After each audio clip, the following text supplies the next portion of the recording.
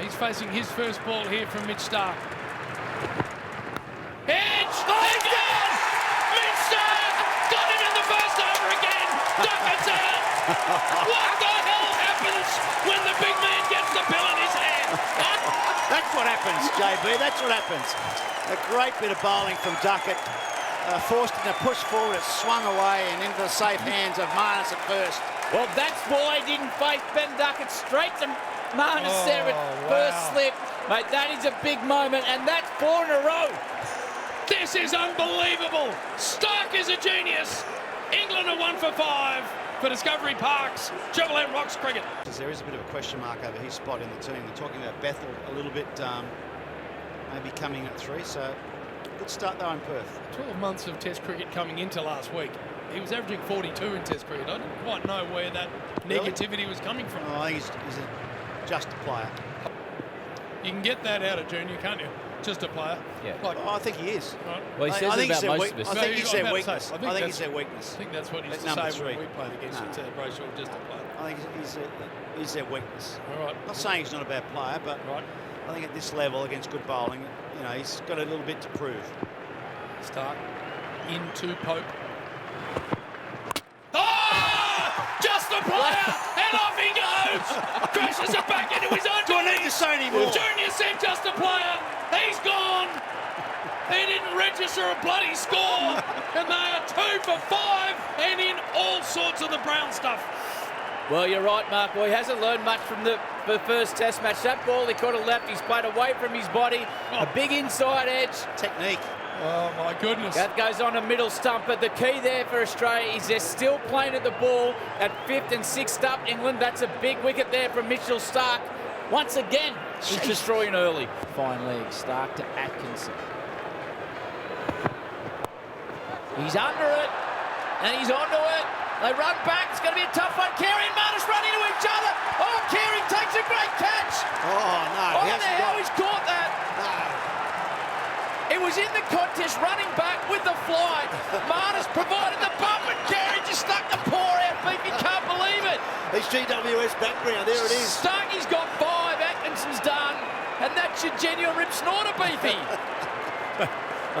Honestly, he's kept brilliantly all the way through. But have a look at this.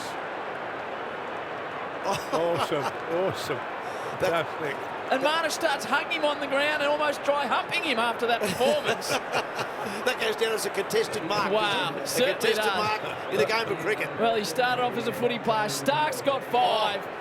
8 for 264. Quick break here. Izzy, let's welcome you in because I think we're about to see Mark Waugh try and replicate Josh Inglis from yesterday, aren't we? Oh dear, yeah, no, we can see him out Oh, here. dear. I'll tell you what, he's hot and bothered. A bit like Stuart Broad, who just wandered past us. It is hot down here. Oh! He's done He's hit the stump first ball. Can you believe it? And isn't he happy about it, is he? This is incredible scenes. Mark Ward doing the business. And has he let everybody know about it as well? I think the whole stadium knows that Mark Waugh hit that first up. Did better than poor old Bluey on his first dig back at the old cricket. Oh, we're not talking about that, are we? We've just seen it on the Harvey Norman replay, Ferg. Yes. He's nailed that. There we go. Are you a Lady Gaga fan? I am. She just got into Australia the other day. I know. Are you going? Absolutely. There you are. Yeah, you are. Yeah. You have a favourite Lady Gaga song? I like Bad Romance. Okay, good one. I've got a Good young kid pick. across the road. I've got a young kid across the road who sings it all the time. La, la, la, la,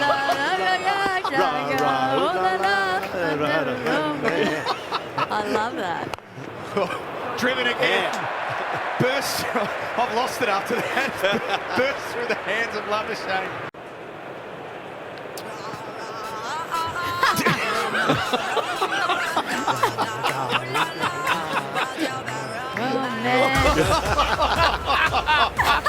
Yeah. Yes. Yeah. Don't adjust your dial. You are listening to Triple M Cricket. 1 for 92. Pass in now to Smith. It's short, and he just helps it around the corner. And it's caught. What a catch. What a magnificent catch. Smith's got to go. Cass has a couple in and over. That is ridiculous. And it was Jack's the catcher. Wow, well was picked well, maybe for his off-spin bowling, perhaps for his batting, but my goodness, his fielding has really paid off. An absolute stunner. We saw a sitter drop by Ben Duckett only moments ago, and that's the danger man. Smith out. Fantastic grab by Jack's right-handed, one-handed, flying through the air. England need this. A chance, a snip of a chance. Off we go, boys. Game turned on its head. 5 for 292. I mean, I'm informed that Scott Boland bats 11 for grade cricket, Yes. and England can't get him out at number Yes. 10. Yep. So how well are you going then, in that case? Quite. QED, I think they call that. QED. Oh dear. Quad erat demonstratum. I'm sorry? I think I knew it the moment I opened my mouth. What? Where's Ferg? 8 for 478. It chops down again. Give us that one more time, Iz. Well, normally you just say QED and that's it. You don't need to explain anything else. Normally, what, to who?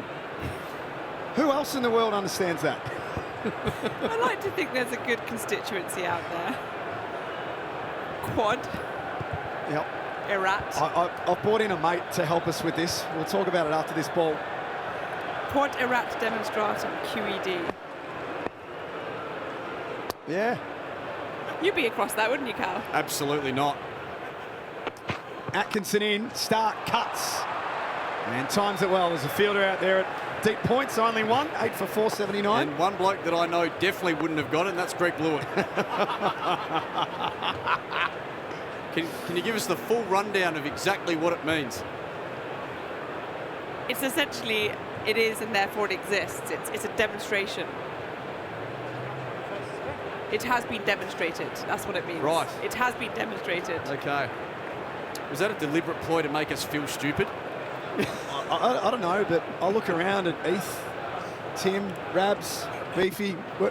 No one has got a bloody clue what you've just said. Not a Scooby. 8 for 479. A good bouncer from Atkinson. The ball QED, leaves. surely QED. QED. For a second there, I thought the Lord of the Realm might have known exactly what that was, but his head's in the clouds too. We're in an era of acronyms and whatnot, shortening and text. QED's that all the time. I've got another acronym for that. WTF? Yes. And that one we all understand. I'm across that one, Jack. Don't worry about that. Obviously, walking out with Heady, he sort of takes so much pressure off me as a player. He just goes out and scores freely, and yeah, it was good fun. There was a point there where it was difficult to tell the difference between whether it was head or you scoring a shot, which is, I think, we're going to give that as a compliment as well. Yeah. 7 overs until we get to the new ball. Is that England's chance? Yes, a little bit offensive calling me a Heady. Come on. Yeah, no, we're slightly better rig from my end. Yeah, come on. Come on. Which is a bit, yeah. This bloke's had the best day of his career, and you're offending him. No, it's all right. No, I know you're having a bad day. Don't take it out on this superstar on the rise. No, it's all right. Yeah, no, I'll let that slide.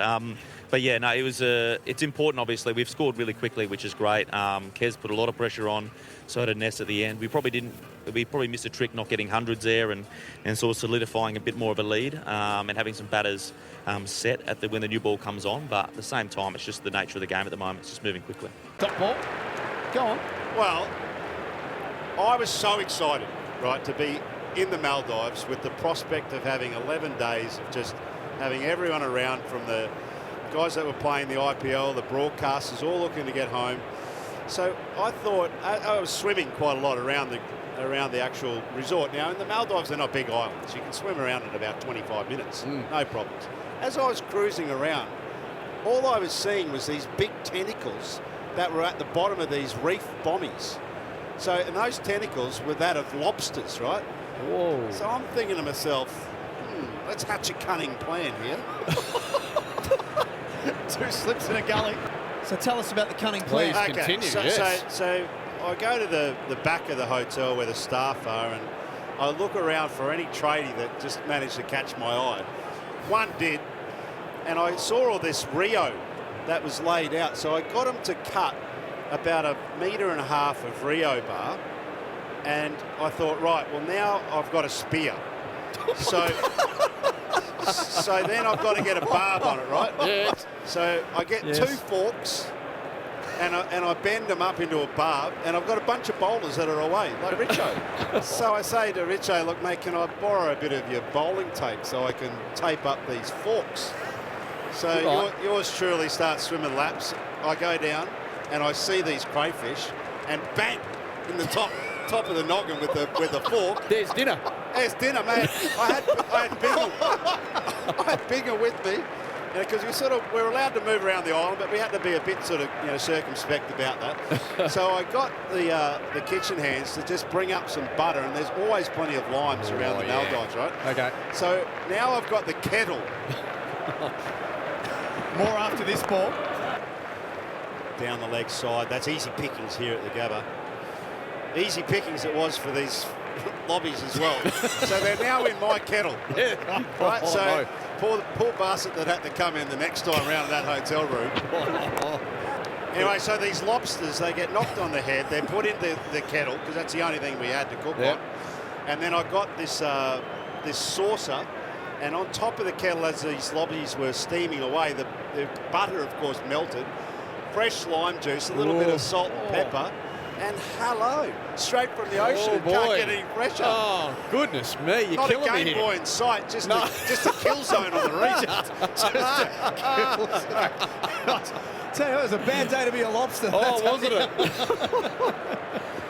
Oh, it would have been an imposing figure, wouldn't it? Just the shadow of Haydos coming through the water towards you with a spear. Place to cover, no run. Now, Jackie, we know that you back yourself as a footy caller. I'm Captain. Jack Heverin, the best caller in footy. Oh, Finchy's bought some craft. And a cricket captain. I'm Jack Heverin, one of Australia's greatest captains of all time. And I believe you've done it again. Jack Heverin, the Queensland Premier. Yes. Aaron, I'm impressed. Well done. It's all about self-promotion, Triple M. That's good. 8 for 484, that's a bouncer and not a great one, that's a wide. I love the fact that you sat on that for an over, let it marinate, and then just looked me in the eye. That was a cold-blooded killing. That's what that was. Yeah, well, like I said, at Triple M, we're all for self-promotion and product placement. That was very good. Well done. For a start, it's on a really nice bun. I bet you that's going to taste good when we wrap the laughing gear around that. And then you've got this beautiful mustard chutney that's sitting on the top of it, and then it's just got that pattern of cheese sauce just smothered over the top with some fried off onions. Oh my goodness me! No, I'm going to go. Hang on, you can't wait. There he is. Oh no, he's got radish on the bloody microphone. Now this one stays low. It got the pat on the way through. Might have got him outside the line.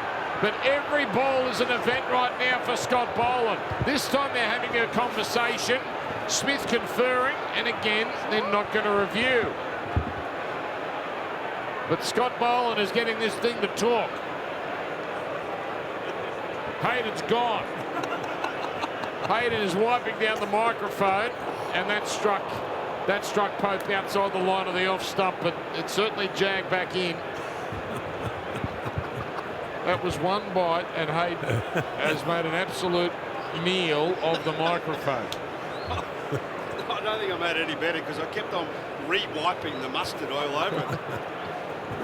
We'll get Junior in here next, just to serve him right. But don't tell him. Let's see if he notices. Mark Taylor, Mark Waugh. Hello, gents. Hey, Jack. Jeez, these headphones smell like mustard. There is. Jeez. Well, that was Haydos. You missed that. He must have been next door with Fox. I just walked in there. He's just had one of those big Kranskis with the mustard sauce on it. It's gone all over the place. Our sheet. What a mess here. Yeah, of course. The stats on the field are almost as equally as important as the commentator stats stand in the commentary box. And it's even better news for Tubby after you took a whole bunch of poles in Perth. Your stats at the moment, 23 wickets you've seen in the com box. Oof. When England's batting and you're in the com box, 17 for 225. Yes, England's batting average drops to 13. Good. 13, yes. That's really good. Yeah, best on ground, Mark Taylor. Starc 18 wickets, Taylor 17. Taylor raises the headphones in triumph. as this ball, by the way, is let go. Game's got to move forward, Tubby. That's exactly right. You had an amazing career, that well documented, but you would have played a lot more tests if it wasn't for our bloke Tubby. Bloody hell! And I don't remind him of it very often, do I? He kept you out for a long time. And so he should have. You know, that's the reality. I was talking about this before we went on lunch, that it's so, actually it was in the lunch break. So, you know, just having that push always from players that are sitting in the division below that national side. You've got to feel the pressure. You've got to feel the heat. One of my favourite stories about Tubby is that, remember that Australia series? Oh, very willing. It was game on, right? And we were, as everyone knows, the Australian public, they just love the underdog. So for the younger audience, this is 94, 95. England stunk so much that year, and we had Zimbabwe as the third team, that Cricket Australia had this bright idea, let's have two Australias, because no one wants to watch us destroy England and destroy Zimbabwe. So we had Australia and Australia A, and one of the great sides, Australia A, Punter was part of it, wasn't he? Yeah. Bluey? Damien Martin was there as well. I think he was sort of... What happened is that I think that as it got closer to the finals, the Australian side suddenly beefed up with some of the young talent that was coming from the Australia A side. But I can remember being so angry because all I wanted to do was win. And I knew these guys really well at this stage. Like, for example, Craig McDermott. I'd know that he had a little process. He has his socks all in the row and, you know, has an order to his run-up. So every time he'd come into bowl, I'd just stop him for no particular reason other than just to really piss him off. And it was exactly the same with Tubby as well. I'm sitting at gully just nailing Tubby about how he's blocking the shit out of him, which he was. And it just blew up. So it was just all on the field. Anyway, it shut down. They ended up winning the series.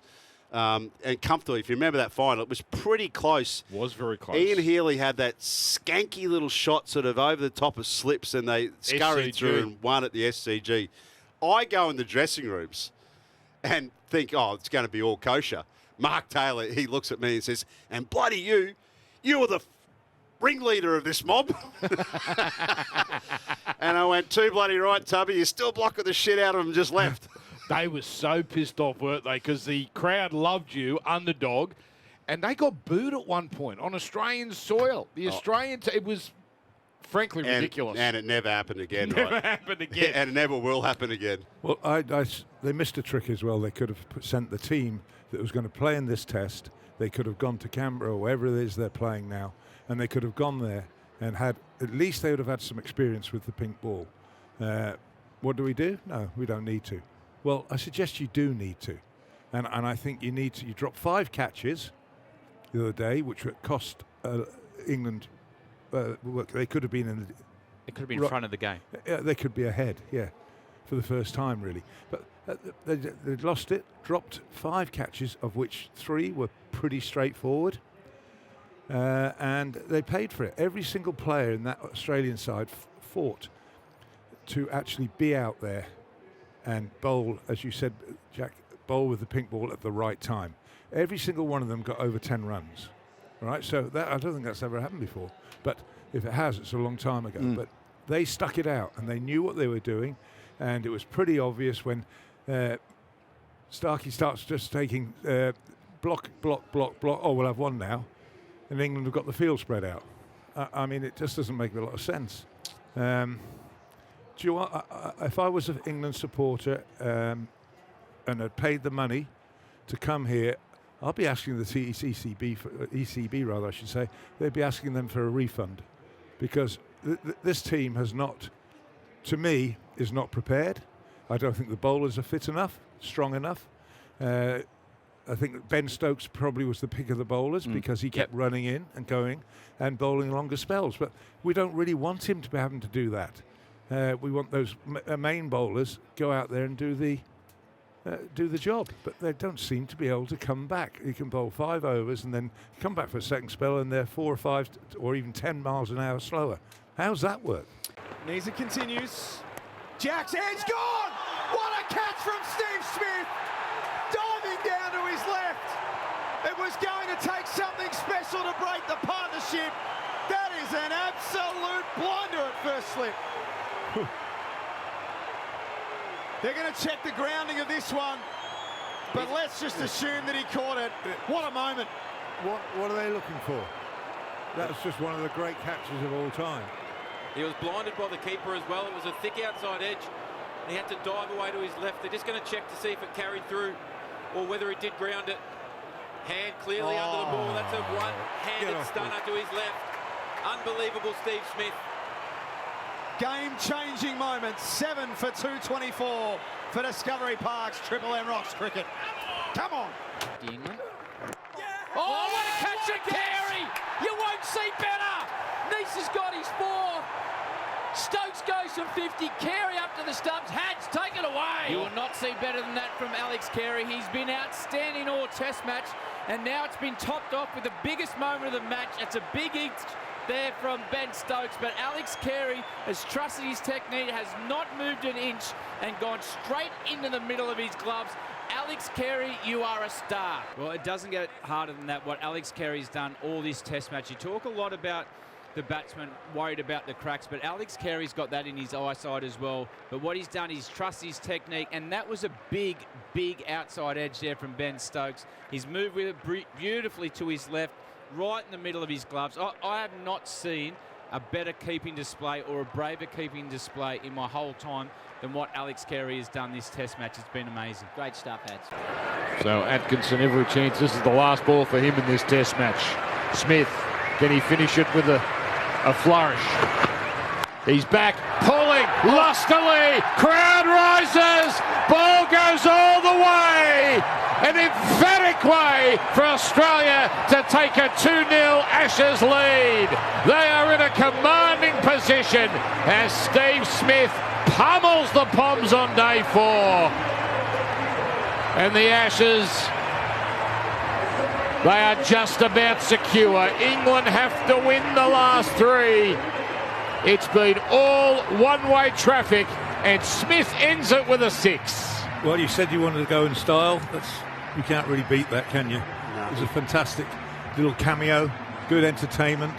And I noticed there was a nice shake of the hands as they walked off together. So, I mean, at the end of the day, bowlers do get a bit irritated. But having said that, it all ends well. And now they can continue in the next game. Yes. What a performance, though, right? Even that little cameo Beefy's talking about, strike rate of 255, would you please? 13 off 9 balls. He's just come out and pumped his way to 2-0. 2 4s, 2 6s. And that last ball, he just planted the left foot down the track, pulled it high and long. And a big hug for Jake Weatherald, his second test. And he looks the goods too. So well done to Australia. Steve, thanks for joining us on Triple M Cricket. This team's playing some pretty nice cricket right now, aren't they? Yeah, we are. No, it's been a really good 4 days of cricket. You know, obviously after losing the toss, bowling the first innings, first 2 days were pretty even in terms of the conditions that we both faced. And then I think the way our tail were able to hold it together with the bat and bat for those 50 overs and allow us to bowl 35 odd last night. Yeah, we know how much the new ball can do under lights and how good our bowlers are when they get that in their hands. So they changed the game, that 6 for last night, and yeah, it was just a really good 4 days. Smudge, it's really hard not to go straight for the last 15 minutes of play, but what I enjoyed about this team at the moment is the way you recognise some big moments in the game. It looks like everyone's calm, they know their role, and Test cricket's about recognise those moments quicker than the opposition, and you guys are right on at the moment. Yeah, that's one of our things we like to do. We try and sum up the situation live and play accordingly rather than go back in the dressing room after and say we should have done this, we should have done this. So the team's doing that really well at the moment. You know, our batting in particular, the first 50 or 60 overs felt like it was a one-day game for both teams, to be fair. We were both going at 5s plus and setting the platform, so to speak. But yeah, no, the guys are playing exceptionally well. It's been a fun couple of weeks, and yeah, look forward to handing the reins back to Paddy now. Well, actually, talking about this, it looks like a wonderful team to captain throughout these last couple of Test matches, it's obviously been high octane at times, but it has looked like, probably in comparison to the opposition, you guys have got a really good game plan going at all times. You've got a clear focus on what you're trying to do. It doesn't always pay off, but it looks like you guys know what you're trying to do and you're executing really well. Yeah, it doesn't always work out, but yeah, we have our plans in place and we try to stick to them for as long as possible and be one step ahead of the opposition. You know, you've got to adapt on the go when guys are playing different shots and guys come out playing quite different to how we typically see Test cricket played at times. So, yeah, it can be tricky, but yeah, fortunately it's all paid off so far. Smudge, I've watched you play a lot of Test cricket, and the last 2 hours of play, I've never seen you more animated. The one-hand catch, the confrontation with Archer, unbelievable. Not a lot of guys picked this up at the captaincy where you moved it and got the catch next ball, but that last 15 minutes, it was Steve Smith making a statement on this series. Yeah, it was good fun. Not going to lie. It looked good fun. It was obviously coming down bomb pretty quick and the beans were going a bit. We know here at the Gabba there's a pretty short boundary behind me, so I thought, you know, he's bowling 150, all I have to basically do is get something on it and it's going for 6. So, yeah, that was the plan. Fortunately, a couple paid off. And then the same with the catch. He took the catch and then you just took off after that. We don't often see that from you. Yeah, I was pretty happy. One of my better ones, I reckon, given the circumstances, the pink ball, blindsided by Alex, my left mid. I normally catch my good ones in my right hand. So, yeah, it was obviously a big partnership. They were batting really nicely, and we thought if we could just get one before that new ball came around, that was going to hold us in good stead. But, yeah, we were able to get them all before it came around. The other thing I've noticed, yes, you're engaged with your batting, but I think sometimes that comes with the captaincy. And watching you today and throughout the last couple of Test matches, you've been enjoying being back in that role. Yes, give it back to Paddy, that's his role, but it looks like you've really enjoyed that tactical side of the game again. Yeah, it's fun. I mean, it's some good memories, obviously, just going out there and doing it. Yeah, it's been good fun, but yeah, my time's done with that. It's been nice to fill in. I think keep my record intact when Paddy's out, so no, he can come back and I'll help him like I do all the other games. It was getting lively towards the back end there, Steve. Any insight into what was being said out there? It looked like a bit of fun. Nah, stays on the field, just yes. Good banter. Yeah, he was obviously charging in there, so it was good fun. Nice to get a few away and get the job done. Just a small one on Jack Weatherald. I mean, he's done a fantastic job since he's come into the side. Just starting to cement himself and look comfortable out there and in a really hot furnace out there towards the back end. He looked sensational.